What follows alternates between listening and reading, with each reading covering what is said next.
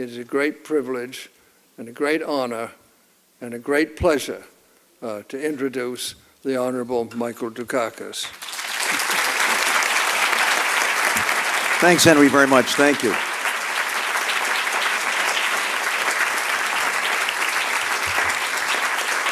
Thanks, Henry. This is a great man.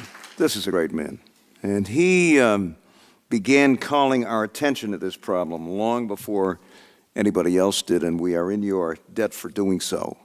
I don't think we'd have had a gathering like this when you started your work, and I think it's a real tribute to you and to the friends and to lots and lots of people here who are advocates for our parks.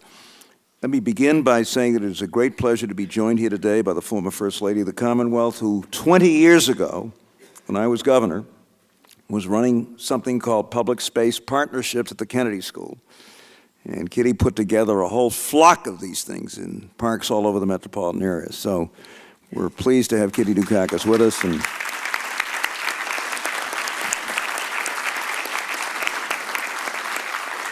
but she is at least indirectly responsible for this distress I had this morning, because I had to take it down to the Mass General for nothing was particularly serious. And I teach in the morning at Northeastern. So this was one of those rare occasions, folks, when I drove a car into the city of Boston. I do not do that very often. And I somehow blew a tire on Parker Street. And I won't tell you what it took to get it repaired. I had to cancel a class at Northeastern for the first time in 19 years. And then to top it off, I put $3 worth of quarters in the wrong meter. And found a wet ticket on the windshield. So it's not been my best morning, but it's great to be here. And Henry, you know, if you think people don't know you, they don't know me either. I'm now teaching kids who weren't alive when I ran for the presidency. And a couple of years ago, I was taking the Orange Line into town from the Ruggles Station, which, as many of you know, is in the middle of the Northeastern campus. And a young man approached me, and he looked at me, and he said, "Hey," he said, "you'd appreciate this, Tony." He said, "Hey," he said, "ain't you the mayor?" I said, "Well, you're close." Keeps you humble. Keeps you humble. I don't know where Liz Vizza and all of these folks produced this panel, but we have a star-studded lineup for you. And at the risk of intruding a little bit on their time, and I don't want to do this, let me just, if I can, reflect a little bit about parks, Boston, the metropolitan area in Massachusetts. And I hate to sound like old granddad, but when I first began getting involved in the political life of this city and this Commonwealth, our parks were under siege. I'm not talking about maintenance. I'm not talking about litter. I'm not talking about graffiti. We were told that in order to save this city, we had to build something called the Master Highway Plan. And without it, the city would die. 6 8-lane expressways coming right through 128 into the heart of the city. And then, of course, if you did that and nothing else, you'd have a massive traffic jam. And so we had to distribute that traffic around the city on a proposed highway called the Inner Belt. 8 lanes elevated down Ruggles Street, 3 feet from the Museum of Fine Arts, right through Frederick Law Olmsted's Emerald Necklace, right in front of Simmons and Emmanuel. You with me?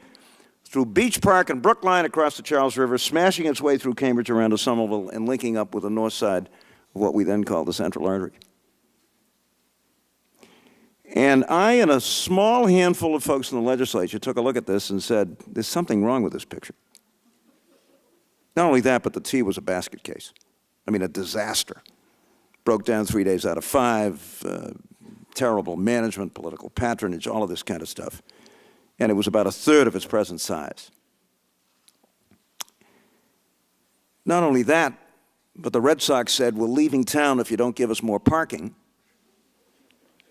And a proposal to pave over the Victory Gardens in the Fens came that close to passing the Massachusetts legislature.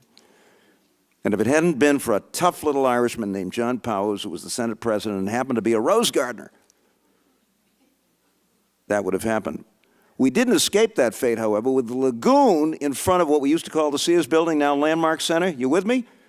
That was part of the Emerald Necklace. It was a body of water. It was part of the park system. Sears said, we're leaving town unless you fill it in and pave it over. They left town anyway, if the truth be known. And so for how many years did we have a blacktop parking lot in that location, right in the middle of Olmsted's Emerald Necklace? Now, fortunately, it's greened over, and one of these days we're going to daylight it, and I hope that's sooner than later. I think it's going to happen this spring. And I could go on and on, folks. I mean, not only were the parks, for the most part, in terrible shape, but we were destroying them. 13 harbor islands in private hands. One of them a horse rendering plant. That was spectacle. And the harbor itself, as all of you know, was a sewer. Well, we finally stopped the destruction, and then we began trying to bring it back. And Tony doesn't want me to be too optimistic about what happened because, you know, she and her fellow department heads and the mayor and the city are struggling, as every government is, and as we do during recessions. But this city looks terrific. Its parks are light years better than they used to be. Personally, I think this mayor is one of the best parks mayors we've ever had. And it's just a joy, as a guy that's been kicking around for a long time in this business, to experience this city and just how important its parks are to the quality of life that we enjoy and what makes Boston today such a special place. And just want to throw this in, the Athens of America. And why not? But there are challenges ahead, as all of us know. We hope we're going to be coming out of this recession. It's going to be slow. Can't destroy things in 8 years and revive them in 20 months. But in the meantime, we have challenges ahead of us, and we happen to have a terrific panel of people, all of whom have done and continue to do terrific work. Now, you have their bios, I think, in the program, so I'm not going to repeat them, but what I thought I'd do just to kick this off is to just briefly tell you who they are, and then ask them in the order that I lay out here to spend about 10 minutes each talking at us about some of the things they're doing, some of the creative things they're doing, things that we might learn from. In the meantime, people will be circulating, and I know some of this has already begun to happen, and asking you to write out questions on 3x5 cards. And when we finish up and maybe have a little bit of a discussion amongst ourselves, if it makes any sense, we're going to start fielding those questions. And we're good until about 6:30 if you are. So if you get tired, we'll wrap it up earlier. But we've got plenty of time here, and we hope there are lots and lots of people in this room that have done great things for the parks of this city and for the metropolitan area. So we hope you'll be fully engaged in this. But as folks move around with those cards, please fill them out, bring them down here, and we'll do our best to respond. We're going to kick it off with Meg Cheever, who is a native of Boston, went to Wellesley College, BU Law School, ended up in Pittsburgh, did a lot of things out there, and is now the founding president and CEO of the Pittsburgh Parks Conservancy. And she herself has been deeply and actively involved in raising funds for the parks of Pittsburgh. And any of you who have been to Pittsburgh these days know that it's not the old Pittsburgh. It's a very different Pittsburgh, and a much more attractive Pittsburgh, and a lot of that has to do with her work. She's going to be followed by Dan Biederman, who is co-founder and president of the Bryant Park Corporation, but any of you who have been to Bryant Park in New York know how Dan and his organization and folks in New York absolutely transformed this drug-ridden, unsafe, unattractive haven for all kinds of stuff into what is a wonderful, wonderful public space. And so you can just tell us a little bit about that. Not only that, he has the unusual distinction of being the grandson of people who were dear friends of Harry Ellis Dixon. And that by itself is an important qualification. So it's wonderful to have him with us. Then we're going to turn to Liz Goldstein, who's the president of the California State Parks Foundation, and has been deeply and actively involved in trying to save the California park system.